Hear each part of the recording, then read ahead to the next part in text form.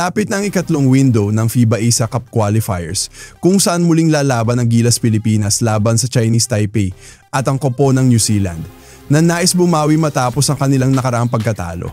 Bago pa man ito mangyari, ayon sa mga reports, may balak ang Gilas na sumali sa isang pocket tournament na gaganapin sa Doha, Qatar. Dito, makakaharap nila ang mga malalakas na teams mula sa Asia na magsisilbing mahalagang preparasyon para sa kanilang qualifiers.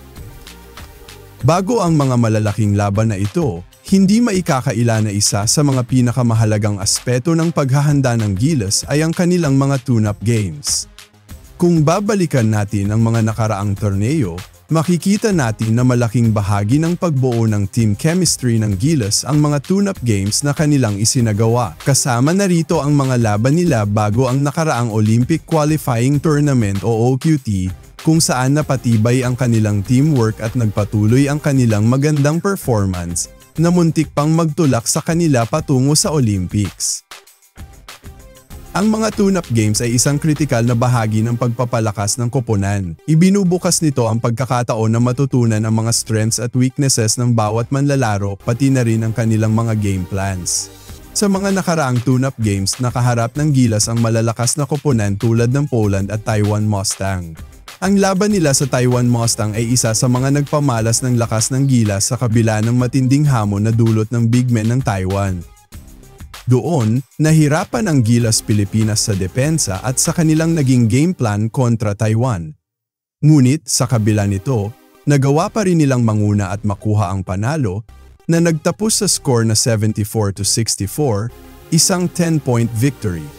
Bagamat nagtagumpay, nagpakita ito ng mga aspeto ng laro na kailangan pang pagtuunan ng pansin ng Gilas. Ngunit, isa itong magandang senaryo para sa team dahil nabigyan sila ng pagkakataon na mag-adjust at mapabuti ang kanilang laro, pati na rin ang team chemistry nila. Samantala, habang papalapit na ang kanilang training camp sa Doha, maraming fans ang umaasa na magkakaroon pa ng iba pang tune-up games ang Gilas upang lalo silang maging handa sa mga malalaking laban sa qualifiers. Isa sa mga pinapaboran ng fans ay ang posibilidad ng isang tune-up game kontra sa Strong Group Athletics Philippines o SGA. Ang SGA ay isang malakas na koponan na kasali rin sa Dubai International Basketball Competition. Tiyak na magiging isang win-win situation ito para sa parehong koponan dahil parehong makikinabang sa pagkakataon na masubok ang kanilang team chemistry at paghahanda para sa mga susunod na laban. Kung mangyari man ang laban na ito, maganda ito para sa Gilas at SGA. Sa isang tune-up game, magkakasubukan ang lakas at teamwork ng bawat isa, pati na rin ang kanilang game plans. Ang SGA, na may mga imported players, ay malaki ang magiging advantage sa ilang aspeto ng laro. Samantalang ang Gilas, na kilala sa kanilang cohesive team play at mataas na basketball IQ, ay may pagkakataon ding patunayan ang kanilang galing at kahandaang magtagumpay laban sa isang malakas na koponan. Ang mga Gilas fans ay umaasa na pakinggan ng Samahang Basketball ng Pilipinas o SBP ang kanilang hiling na laban kontra SGA. Sa ganitong setup, magkakaroon ang Gilas ng pagkakataon na makita kung paano sila mag-adjust sa mga imported players at kung paano magtutulungan ang bawat isa. Sa kabila ng pagkakaroon ng mas maraming imports ang SGA, ito ay magiging isang magandang test para sa Gilas at isang malaking hakbang sa kanilang paghahanda sa FIBA Asia Cup Qualifiers. Ngunit tulad ng sinasabi ng mga basketball fans, bilog ang bola. Walang tiyak na mananalo at maaaring magbago ang resulta ng laban sa anumang sandali. Ang ganitong klase ng tune-up game ay magsisilbing malaking learning experience para sa parehong koponan. Sa isang friendly na laro, magkakaroon ng pagkakataon ng bawat isa na masubukan ang kanilang strength at game plan at matutunan ang mga bagay na kailangan pang pagbutihin bago ang mga tunay na laban.